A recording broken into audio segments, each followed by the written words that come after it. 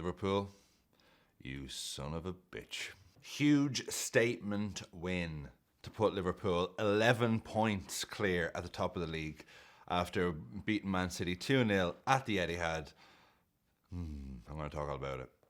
We win our first game at the Etihad in the league in a decade. And I said it last week. I could be sitting here on Monday talking about an Arsenal loss and a Liverpool win against City, and all of a sudden it's all roses again. And even at the time I was like, well, I mean, that's dreamland stuff, but sure, Andy, yeah.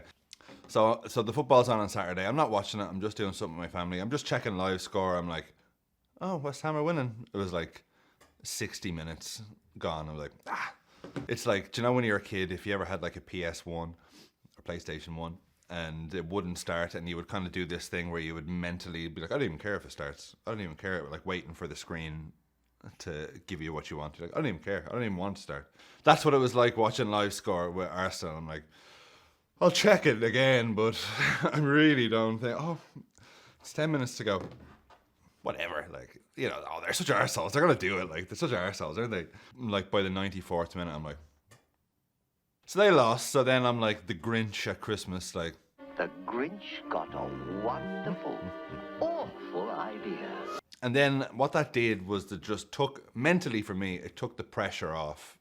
So after that Arsenal result, our players arrived on Sunday and they were ready for a battle.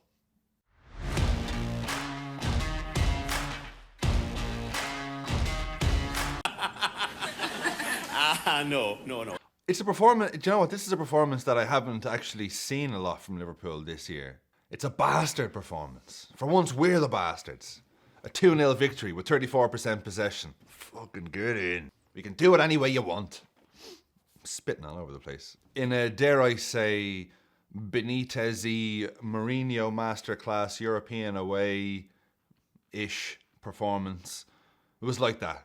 It was 34% possession, and Alisson, what did he have?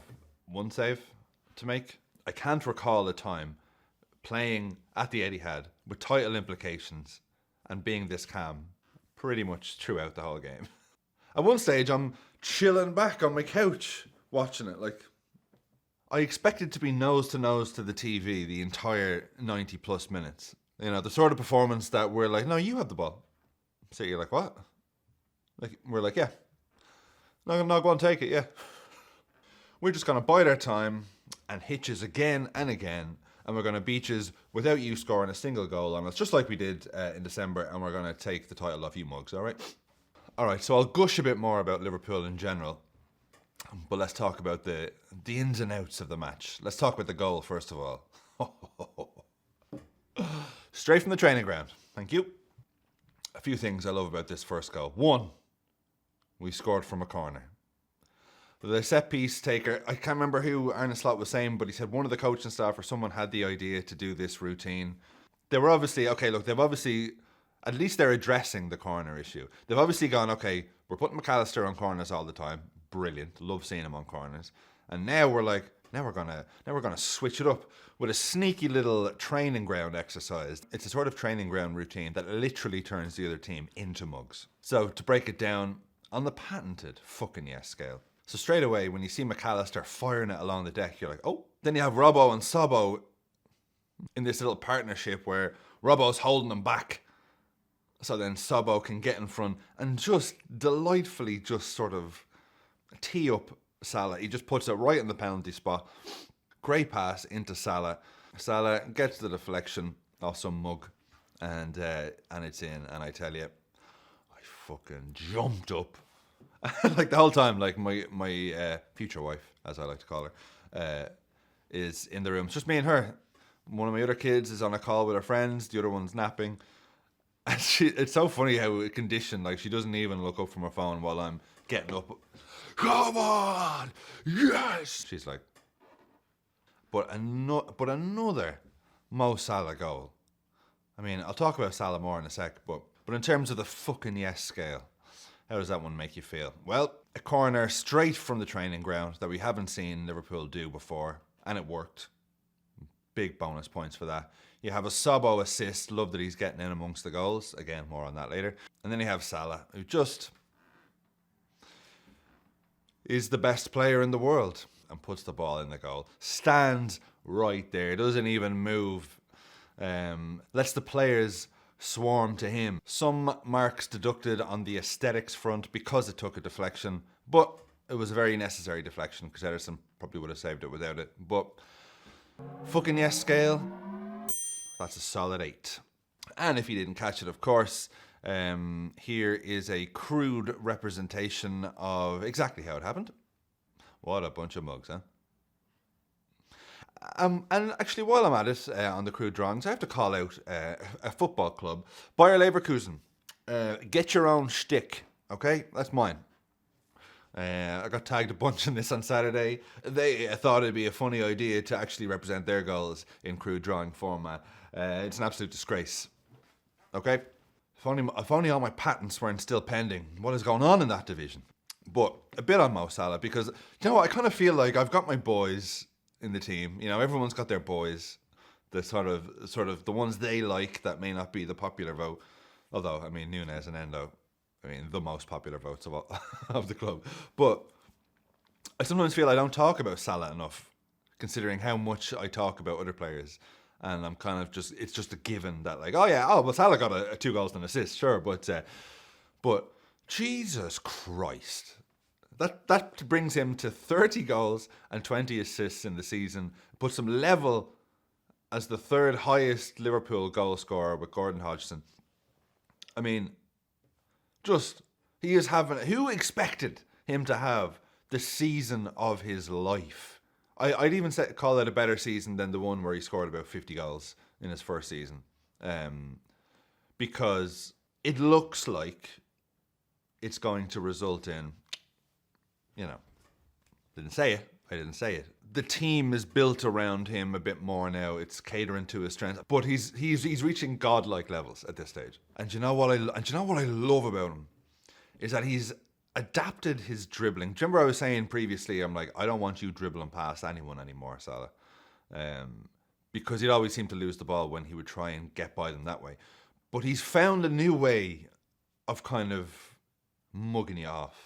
Do you know, like, first of all, any pass that comes in, big long ball from Van Dijk, from Trent, just sticks to him. He'll trap it with his foot. He'll hold off the defender, even just with his arm. He's getting it. Now it's like his ball control is so good. He's always keeping possession. And by the way, he's still so fast.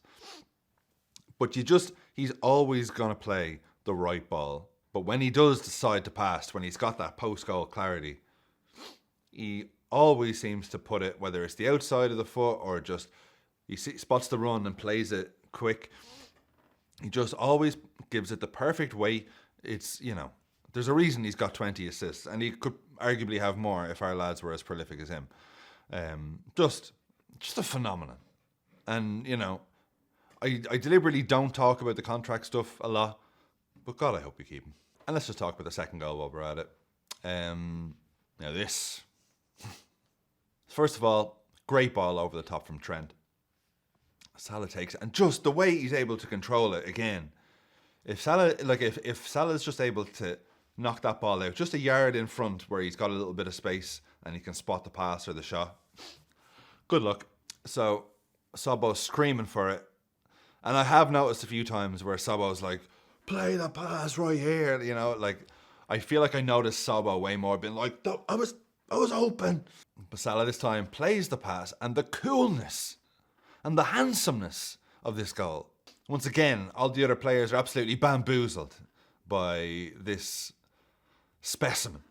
They just let him roll it in. What I love about it is that it wrong foots Ederson to the point where Ederson's gone, like before the ball has even passed Ederson, Ederson's gone, oh, for fuck's sake.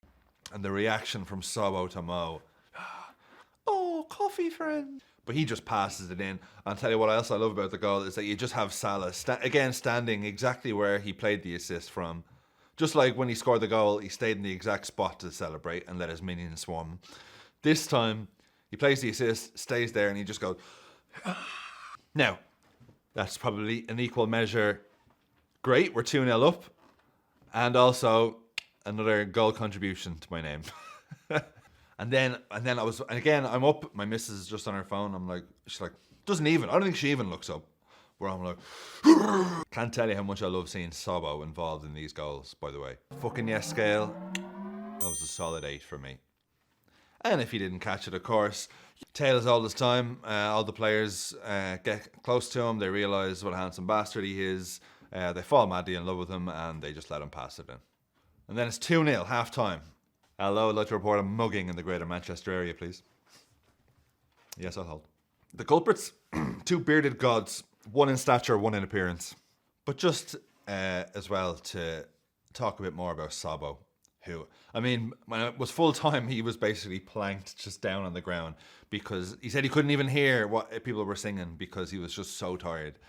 He is relentless. I mean, nearly bagged himself a second assist. He was just offside for that Curtis Jones goal that was chalked off. I love him. I love them all. I just love them all.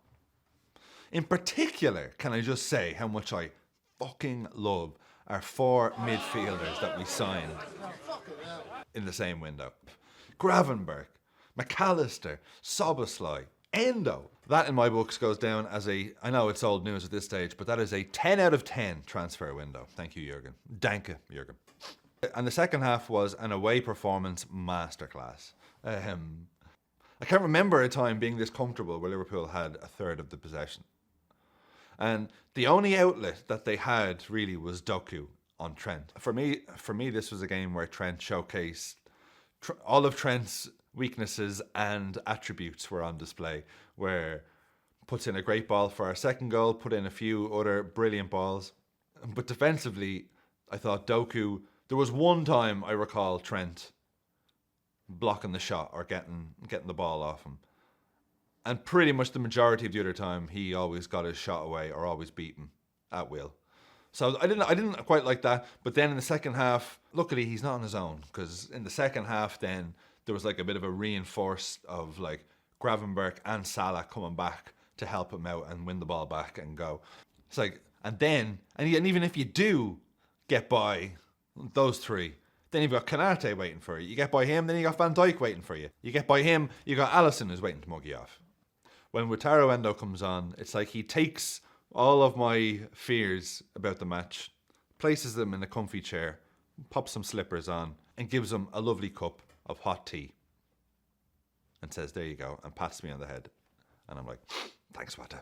Fucking love seeing him on. Great to see our boy Big Gak get a few more minutes. He looked like he was delicate, I would say. There was a few times where the ball was a little bit ahead and he thought, I'm not gonna risk it.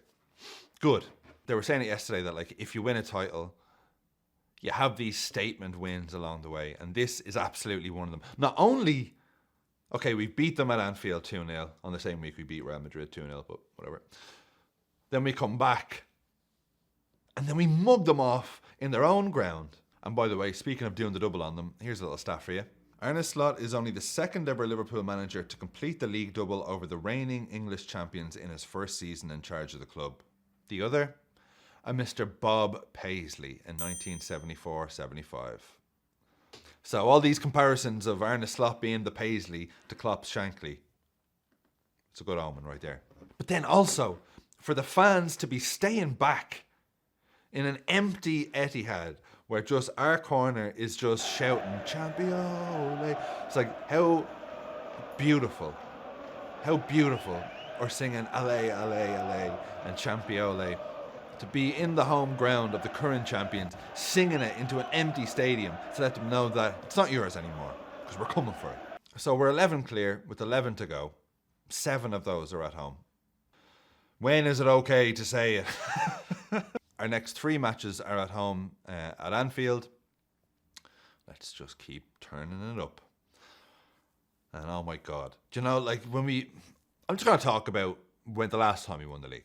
There was a little emptiness, I think we can all agree, in the fact that they were by themselves. Like, it was great, and we didn't have to say, 30 years, like 27 years, 28 years without a title, 29 years. Yeah, okay, we've done that now. Klopp broke the curse. But when you remember, like, the Champions League parade the year before, and how, like, oh my God, like, even I'm not even from Liverpool, and I was like, oh my God, like what a moment. And we didn't get that when we won the title last time. So the idea, I feel if we can do it and get over the line, then it could be argued that this one is even more special than the first one. I don't know how I feel yet. I'll know if it happens. But anyway, I'm gonna just stop that thought right there and try and put my feet back on the ground. If the mood should strike you, there's some various merch available in the link below. Check out all we have to offer. I say we, it's just me. If you haven't subscribed, please subscribe. I'll be back on Thursday to talk about Liverpool's latest game against Newcastle, which takes place at Anfield on Wednesday night. In the meantime, enjoy basking in the Reds being fucking brilliant, if you'll pardon my French. And I will be back. I'll be back then. Have a great week.